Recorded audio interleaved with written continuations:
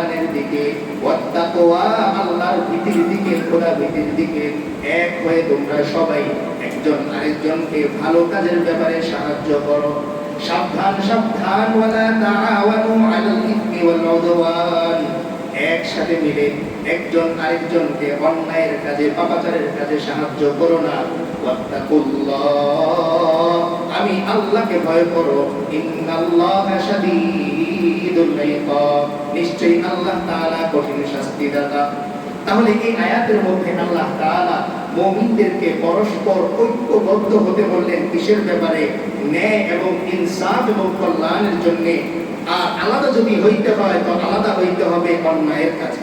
অর্থাৎ আমি আর আপনি এক নেকের কাজে, আমি আর আপনি ভিন্ন অন্যায়ের কাজে। তাহলে এই আয়াতের মধ্যে ন্যায় এবং ইনসাফের ব্যাপারে ঐক্যবদ্ধ হতে আল্লাহ তাআলা কি করলেন? আদেশ করলেন। তাই আসুন আমরা সবাই মিলে এক হয়ে আল্লাহ ইবাদতের মধ্যে নিজেদেরকে কি করি? আত্মবিসর্জন দিয়ে দিই। কোথায়? এক হয়ে আল্লাহর আদালতের সামনে। তো আমরা জানি যে আমাদের এই মসজিদ কেন্দ্রিক সমাজ মোটামুটি সব জায়গাতেই চলে। সমাজ আসলে শুধু মসজিদ কেন্দ্রিক নয়। সমাজে আমি যেই মসজিদের হই, ওই মসজিদের মুসল্লিও আমার ভাই, ওই মসজিদের মুসল্লিও আমার ভাই। কিন্তু শৃঙ্খলার জন্য আমি একটা জায়গায় যেখানে থাকি, এর সবচেয়ে কাছের বিশেষ করে যে মসজিদটা, সেই মসজিদের মানুষের সাথে আমার একটা আলাদা হৃদ্যতা থাকবে। কারণ জানাজার খাটিয়াটা আমি এই মসজিদ থেকে নেব। এই ভাইয়েরা আমার কাছে সবার আগে দ্রুত আসতে পারবে। তো আমাদের এখানেও যারা এই মসজিদ কেন্দ্রিক আমরা সমাজের মধ্যে ومولانا محمدا عبده ورسوله أرسله بالحق بشيرا ونذيرا وداعيا إلى الله بإذنه وسراجا منيرا صلى الله تعالى عليه وعلى آله وأصحابه وبارك وسلم تسليما كثيرا أما بعد فأعوذ بالله من الشيطان الرجيم. بسم الله الرحمن الرحيم. وأقيموا الصلاة وآتوا الزكاة واركعوا مع الراكعين. وقال تعالى في آية أخرى: واعتصموا بحبل الله جميعا ولا تفرقوا. صدق الله العظيم وصدق رسوله النبي الكريم، ونحن على ذلك لمن الشاهدين والشاكرين، والحمد لله رب العالمين. سبحانك لا علم لنا إلا ما علمتنا إنك أنت العليم الحكيم. وقال تعالى في شان حبيبه ومحبوبه: إن الله وملائكته يصلون على النبي يا أيها الذين آمنوا صلوا عليه وسلموا تسليما. আমরা সবাই মুহাম্মদের সেই দরুদ ইব্রাহিম পড়ি। اللهم صل على محمد وعلى آل محمد كما صليت على إبراهيم وعلى آل إبراهيم إنك حميد مجيد. اللهم بارك على محمد وعلى آل محمد كما باركت على إبراهيم وعلى آل إبراهيم إنك ইন্নাকা হামিদুম মাজিদ।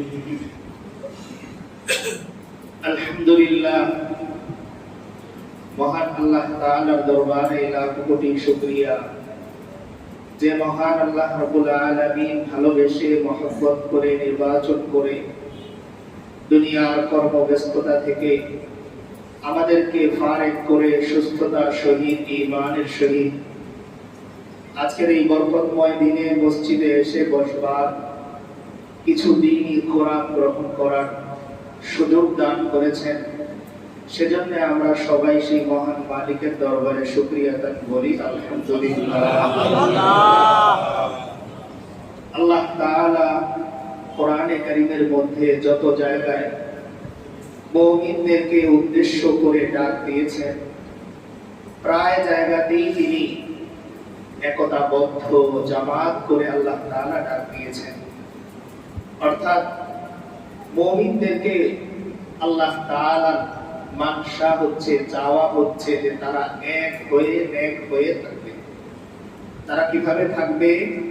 এক হয়ে, এক মানে সবাই মিলে যেন একজন, আবার সবাই মিলে অন্যায় করতে নয়, বরং নেক হয়ে আমরা এক হব এবং নেক হব। বলি আমরা এক হব, নেক হব।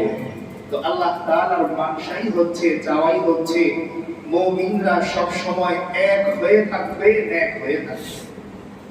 আজকে ইনশাআল্লাহ আল্লাহ তাআলা যদি তৌফিক দান করেন, এক হয়ে থাকার ব্যাপারে ইসলামের দৃষ্টিকোণ কি, রাসূল করিম সাল্লাল্লাহু আলাইহি ওয়াসাল্লামের জীবনের মধ্যে এই একতার গুরুত্ব তিনি কতটা দিয়েছেন, কোরআনে কারীমের মধ্যে এই একতার ব্যাপারে কি গুরুত্ব দেওয়া হয়েছে এবং কি কি বিধানের মধ্যে একাত্মতার ফজিলত বৈশিষ্ট্য বলা হয়েছে, সে সম্পর্কে আমরা দুই একটি কথা শুনব। আমি যে প্রথম যে আয়াতটুকু তেলাওয়াত করেছি, এই আয়াতের মধ্যে আল্লাহ তাআলা মুমিনদের তিনটি কাজের কথা বলেছেন এবং এই তিনটি কাজের মধ্যেই আল্লাহ তাআলা জমা শব্দ ব্যবহার করেছেন। আরবিতে বলে জমা, বাংলায় বলে বহু বচন। এক বচন অনেকগুলো একসাথে যখন হয়ে যায়, দুই পার হয়ে যায়, তখন এটাকে বহু বচন বলে আমরা জানি।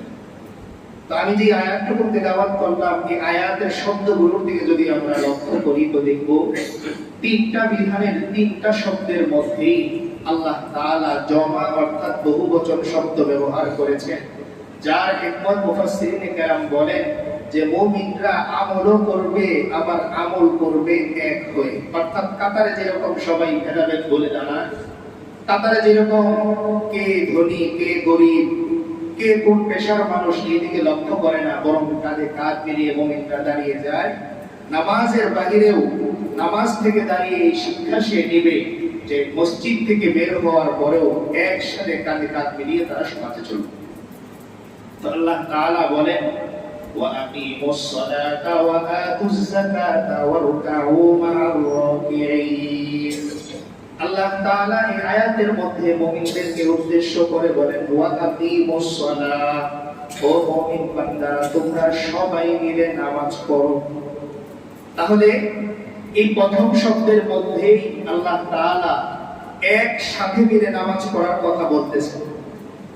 এমনটা বলেননি যে ওয়াকিমিস সালাহ তুমি নামাজ পড়ো, বরং আল্লাহ বলতেছেন তোমরা সবাই মিলে নামাজ পড়ো।